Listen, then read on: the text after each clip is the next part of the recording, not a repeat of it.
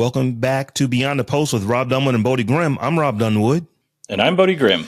And this week we're going to be talking about finding your tribe or building a following, essentially becoming known for the thing you do to the people who are interested in the thing you do.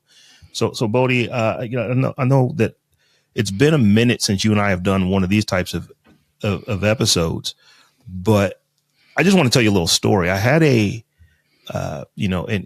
I had an event that I did probably not a month ago, maybe a month. It might have been 4 weeks, but not a calendar a month ago. And it was just a small meetup. It was a panel discussion, 3 people on the panel plus a moderator. I was one of the 3 people on the panel. And there might have been 15, 16, 17 people in the audience. So it was real small and real intimate. But everyone on the panel was some type of entrepreneur. We had somebody who was a real estate person. We had someone who actually is a financial coach. Then you had me, the content creator, the podcaster. What was interesting is everyone kind of is a creator in some form or fashion, because they all do, whether it be TikTok and Instagram or a podcast. Clearly, I am a podcaster. We all do something like that to aid our business. So it was just a really interesting conversation that we had. So we spent probably a good 45 minutes going through just what each of our businesses are, what we do, why we do them, those kind of things. But the really interesting part of the whole conversation was when we got to the Q&A, and now the audience gets to ask us specific questions. So it was just real interesting hearing what people want to ask. I would say that most of the people in the audience were what I would consider to be like a side hustler. They aren't doing their business full time, but almost everyone had something that they were doing on the side, or had something that they wanted to do on the side, and they were coming to events like this to help them work through that process. So it was a really cool group of people. But when we got to the Q&A part, a question that was directed at me, I would have to tell you it was arguably the perfect question, and it's going to get us into what we're talking about today. And the question was, how did you become known for doing the stuff that you do? So the reason I say that was the perfect question, because we are talking about how do you build your tribe? How do you get a following? That's what we're talking about today. But also, and you know this, I kind of have a mantra that I've been saying for all of 2024, going back a little bit, and even into 2023. And it goes, that what you do most is that what you'll do best. And then I've even refined it recently to repetition builds reputation. So when this person asked this question, what I didn't tell you was that I was actually wearing a t-shirt that says, "Ask me about my podcast." Before we actually started the talk, I have these little sticker mule stickers that actually have my podcast on it with a QR code on the backside, to where anybody who scans it is going to be taken directly to one of my shows. So when I say that repetition builds reputation, things that happened just in this one event were me being, a speaker on this panel when I'm saying I'm Robb the podcaster, me actually telling people when I'm asked about my story, I am a podcaster, have been doing it for 18 years. I have a t-shirt on that says, "Ask me about my podcast." People see that before they have any idea who I am or what we're talking about. But you probably could infer, if I have a t-shirt on that says, "Ask me about my podcast," I probably have one. I left these little stickers, these little tchotchkes for everyone to be able to come and scan and get to my podcast. And then I'm being asked a question about, how do you become known for doing what you do? So I just thought that was it was the perfect question. And it was also a perfect recap for what we're getting into this conversation about, because I believe a couple of things here. It's like, if you want to be known for something, if you want to build a tribe, around the thing that you have a particular expertise in, or a particular subject area that you are interested in, one of the things that you do is hang out where people who are interested in that thing also hang out. So that's number one. Find out where these people are hanging out. I would say that is much more difficult to find people individually based off of they just searched and came up on your name, as compared to being in a place where people who are already gathering around a particular topic area are hanging out, and you could just go join that community, join that membership, join that whatever, and just be a helpful person in that community. The second part would be to answer questions. Let me stop you real quick, Rob. Sorry. I just want to kind of reinforce what you just said. So Sierra and Maria from Send It Social, I'm related to Sierra, so we talk all the time. They went to a museum event in, I think it was Delaware, or maybe it was DC. I can't remember. It was in that general area. And they did just what you did. They had stickers that did not really say anything about their business. It did say Send It Social along the side, but they handed out stickers, but they also walked around with a bag and it said, ask me about blank. And I don't remember what it said specifically on there. It's been a couple months, but that's exactly like what they did is exactly what you're saying. You're allowing people to come up to you and find out more about you. That is already piquing their interest versus you going up and talking about yourself. So they're asking about you because they're naturally curious. There's probably, I don't know, in their event, there was probably 400 or 500 people that saw their bag, and not all of those people went up to them. Obviously, only the people who were interested in their questions. So I think what you're saying here is really important for people to kind of wrap their heads around, in terms of, like, if you go up and talk to a random person, there's no guarantee they're going to be engaged in what you have to say. Mm-hmm. But if they come up and ask you, you've already overcome that hurdle. They're going to be engaged in what you have to say just because they approached you. Oh, absolutely. As I said, if I'm wearing a t-shirt that says, ask me about my podcast, I can infer that, or you can infer that I actually have a podcast for you to ask me about. And if you ask me about my podcast, I can infer one of two things. You are simply being friendly and following instructions, or you have some interest in my podcast, hence the reason you're asking me about it. Even though I prompted you to do it, you're asking a question about it. It kind of puts you in a frame set of, we're going to talk about podcasting right now. I, Bodie, am not the biggest fan of the elevator speech. I never have been, because I think they kind of box you in to when you feel like that you're going to be telling someone about what you do in 30 seconds. And you have no idea who they are or why you're even telling them this thing. It's just, you're just in this captive space. Hey, I've got you. I'm going to tell you about the thing that I do. And I've never really been a fan of that. This kind of loosens the, it kind of breaks the ice, so to speak. If somebody comes up to me and says, hey, tell me about your podcast, I don't feel any kind of way about telling them about my podcast because they just asked me to do so. And the reason that I now have probably 4 or 5 of these t-shirts that I just got off of Amazon. The reason that I wear them often when I go to events like this is that I actually got sick and tired of people that I know fairly well and for years, they would tell me, oh, I didn't know you were podcasting like that. I mean, that was something that would happen a lot. Like I just told you earlier, I've been podcasting for 18 years. June 9th of this year was my 18th anniversary. And, from the first time I recorded something that technically was a podcast. And I have people that I know well, that I see multiple times a year, that had no clue that this was something that I did. So this was kind of a thing. Okay, how can I make sure that I am taking every opportunity to tell people about the thing that I do in case they are interested in the thing that I do? And that t-shirt really breaks that ice for me, because I am not an extroverted person by nature. I'm not shy. But I'm probably more wired as an introvert. So I'm not going to just generally go up and just, hey, I'm Rob and I've got a podcast and this is what I do. And this is, that type of thing. I tend to let that come out in conversation. But as I was saying earlier, is that there was kind of 3 areas that I think that when you are trying to build a tribe, when you're trying to get your name out there, that you want to do. And that is hang out in places where people that are interested in what you're interested in hang out. So that's number 1. And then 2, and this is an important one, is to just simply answer a question, answer questions that come up. Bodie, I find that when I go into podcasting spaces, there are questions that pop up all the time. But when you really look at them, and you'll start to notice trends, that the questions, half of the questions are the same 5 to 10 questions. And then the other half are literally whatever the person had on their mind.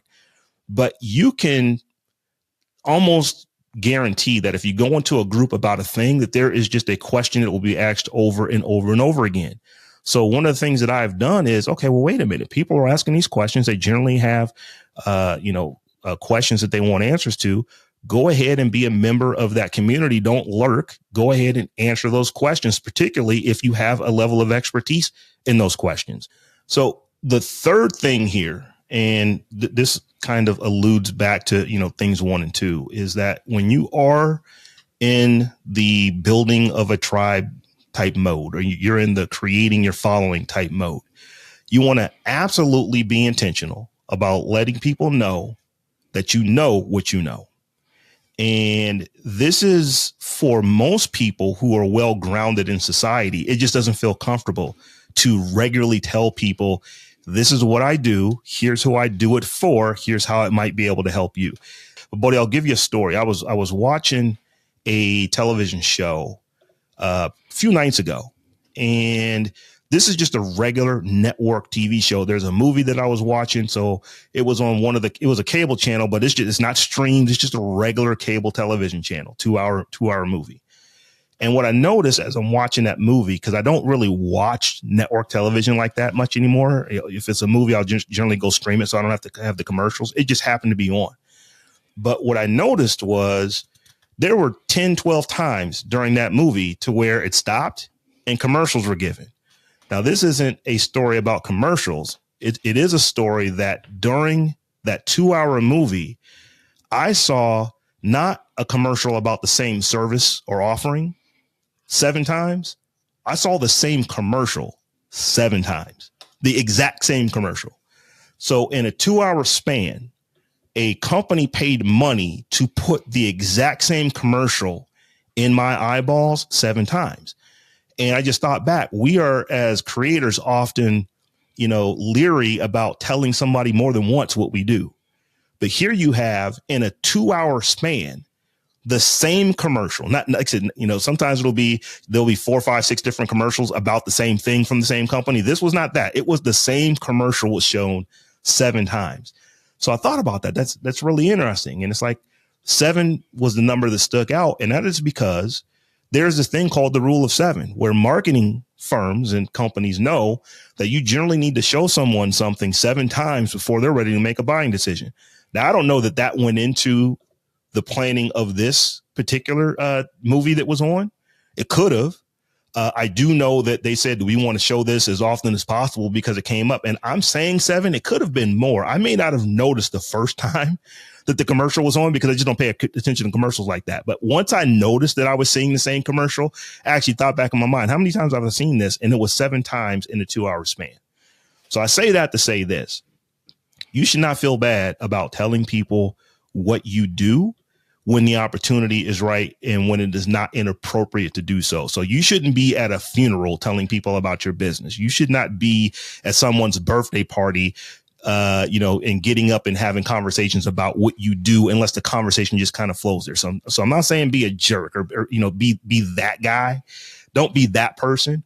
But I will say that when the opportunity presents itself and it is not inappropriate, we as creators have to become accustomed to letting people know what we do, why we do it, who we do it for.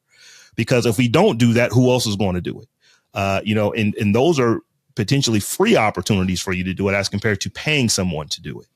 So I just wanted to kind of, put that out there, and you and I can now have conversation back and forth on this.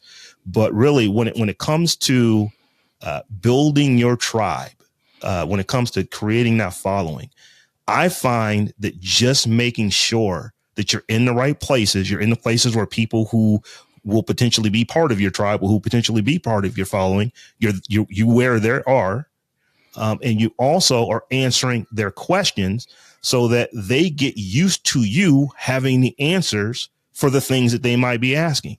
It's funny how the mind works, but if you're in a forum and you're not taking up, I'm saying always be a good citizen in these things. I'm not saying go and take someone else's forum over, but if you're being a good citizen and just answering questions that people are asking, they will come to know you for answering questions.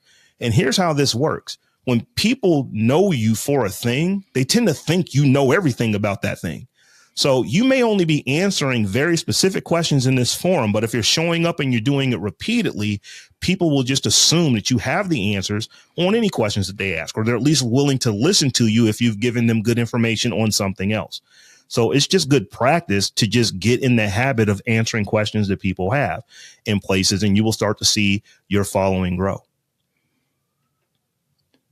I completely agree with you, but I want to hit on the good citizen here in a second, but I have a question. So right now, if somebody came, let's say we're starting a new podcast from scratch, somebody came and they became a member of our tribe, that first member, they're going to get a lot of attention from us, right? Because they are a member of this tribe. They're the only ones that have shown interest at this point, like outward interest. How do you show that same love from the first member to the 400,000th member? So there's a couple things here. So when we're talking about community, if you have a community, and every community generally starts off this way, to where the founder of it is the one that is answering most of the questions, is the one that is clearly going to be prompting most of the people to even ask questions. It's a lot of work when you first start off. But if you get to where you have your 400,000th member of your community, and I'm being facetious in saying that, it doesn't have to be 400,000. Let's just say you have your 400th member. Let's say you have your 140th member. When you get to that point, you as the founder of that community don't want to be the only one that is putting out the request for questions to be asked and the only ones answering questions, because at that point it's not a community. That is more like that to me, that is more like a cohort for a course. Maybe you've done a course and you are personally answering all the questions, and that's what the people are there for. Communities thrive when there's conversation between the members of the community as compared to just the community member and the owner of said community, if that makes sense. So it's going to be like that in the beginning, but the goal for you as a community owner is to get it to the point to where your community members are having conversations within the community itself. That is where the value of a community comes, not just one to many from the owners to the masses. It is the masses able to actually have conversations, able to go and check out what somebody else is doing, get feedback on what someone else is doing, get feedback on what you're doing from someone else. That's, to me, where the real beauty and value of a community comes in. Yeah. And there's a whole thing. Allison Sheridan is really good at this, of building a community, and not only building that community, like you were saying, like having moderators, for instance, or people who are trusted within that community. But she's also good at empowering people in that community to reach out to other people. If you show up in her Discord and you're new, multiple people, not just the moderators, multiple people, if not everybody, they're going to say, hey, welcome. How can we help you? Like, what kind of information do you need? That is important for a lot of different reasons. Like, you don't want to build your whole empire based on you trying to, produce your show, edit your show, get your, release it, and then on top of that, building the community. You're going to snap one day, and you're going to look like a jerk. You need help, and while it is a lot of fun to get to know your community, that doesn't mean, like, they can't all be waiting for you to respond to every single comment. That's just not, it's not reasonable for you or for them. So I agree with Rob 100% on this. You really need to have that community that supports itself. The community really should kind of be around the show and the topic, and not so much around the host. Would you agree with that, Rob? At a point. In the beginning, it's almost impossible for it to be that way, because you as the owner have to make it about what you're talking about to get people interested in it in the first place. But I have actually belonged to a plethora of communities and a fair amount of paid communities. And what I find for the paid communities that I am actually still active in and a paid member of, it's rarely about what I do with the actual person at the top of the community. It's about the community itself. It's about me being able to go in and talk to other like-minded people about things that I'm doing that may be at the same level or a step ahead or a step behind where I'm at, as compared to just talking to the person at the top. But in the beginning, it's always going to be like that, where it is going to be kind of a top-down heavy, type situation, simply because you've got to kickstart and get that community going. But, you asked about, you have your first community member. You absolutely spend time with that person. I agree with that wholeheartedly, because those first people that join, they tend to become your super users. They tend to become folks that you might ask to be moderators. In some cases, I've even seen some of those people who joined first become actual team members for various communities once they grow to a certain point. So you absolutely are going to be able to spend as much time as possible with that person in the beginning, but it doesn't scale. Once you get to a few dozen, you're just not going to be able to spend the same amount of time with member 35 that you did with member 31. But you hope that, member 1, 2, 3, 7, 9, they actually are putting content out and they are able to answer some of those questions as well. Excellent. And I have one more question, Rob, but I'm going to tease it because maybe we can answer this in the Patreon. Are you okay with that? Absolutely. Okay. So my question, and here's the tease, is what are some things that we can do as hosts of the show to promote that community? Like, what kind of events can we throw? What kind of programs can we use to like Discord and Slack and that kind of thing? So we'll save that for the Patreon. Okay. So just to wrap up this show, I know that I kind of dominated a lot of the conversation because I'm telling my stories about events that I went to. But as I said, I thought it was really interesting that the question that I got was something that I've actively started working on going back to the end of last year. As I said, I bought a bunch of t-shirts, asked me about my show.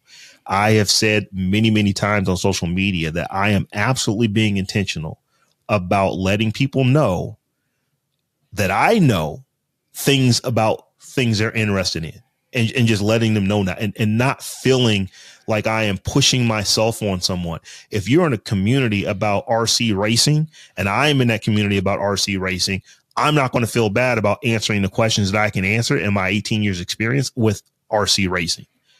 If anything, that helps get my name out there. As I said, repetition builds reputation. If you become known for doing something repeatedly, you become known for doing that thing repeatedly. Bodie, I make a lot of sports, references because I was an athlete when I was younger. And I remember, and this goes all the way back to Pop Warner football. I had a coach, and one of the things that this coach would always say is that if you want to run faster, run faster. If you want to be known for tackling people, tackle people. Do the thing that you want to be known for is essentially what he was saying. I'm paraphrasing it. But if you want to be, I remember him saying this to a buddy of mine. If you want to be known as being the best receiver on the team, go out there and do things that the best receiver on the team does. I mean, I will never forget him saying that, because it was like a light bulb. It's like, that makes sense. If I want to be the best tackle on the team. Okay, well then go be the best tackle on the team. Do the things that are necessary to do the thing that you are saying that you want. So if you want to be known for something, do the thing you want to be known for. If you want to build a community of people who are following you, in our case, it is about content creation, then we need to be out there answering questions. We need to be out there in other communities, just in the space where there are people who are asking questions and they're answering questions about content creation, and throw our mind share into the mix. And then we eventually become known for it. To get deeper into the question that the person asked me, it was, is there any way you can fast track the 18 years? And it's like, well, you cannot have 18 years experience unless you spend 18 years doing things, but you can get significant experience by just repetitively doing things in a shorter amount of time. Content creation is not a short game. It is more of a long play. You're not going to blow up off the first video. You blow up maybe off of the 51st video. The the thing is, you need to repeatedly do the thing that you want to ultimately get good at. And you need to repeatedly do the thing that you want to be known for doing. And that's where community for me comes in. If you want to build a tribe, if you want to grow a following around a particular thing, as I said, go to where those people are, answer questions that those people are asking, and then be intentional about letting those people know that you know stuff that they are interested in. And that has worked for me. Absolutely. It's worked for me too. There are probably ways to hack it a little bit, and that kind of depends on, I think, your personality more than it depends on your experience. You know, there are certain people, I've met a couple recently that have a very extroverted type personality. They're really good at networking. They're really good at building those I guess webs, you know, that they're really good at just going out and finding people who think like them, who are interested in the things that they're interested in, and bringing them into the fold. There are people who can do that. Most people, I don't think, can. I think that's kind of a superpower.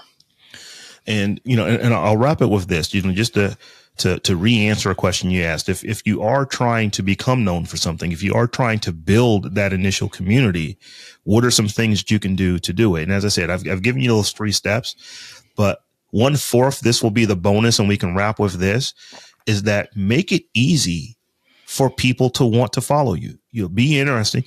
Jim Rome, the sportscaster, you know, he on his show, I used to, you know, listen to this back in the day, you know, 10, 20 years ago. You know, one of the things he would always say is have a take, don't suck. So if you want to be known for a thing, be interesting around the thing that you want to be known for. Have a take. It doesn't, you know, you don't have to agree with everybody all the time. You don't have to do group speak, but have a take, be interesting. And people will either like what you have to say or they won't like what you will have to say. I'm not saying be controversial for controversy's sake. I'm not saying that at all. I'm just saying take a stance on what you believe in, let people know, and you're going to attract those who think the way that you think, or who want to know how you do the things the way that you do them. I think that's a great idea.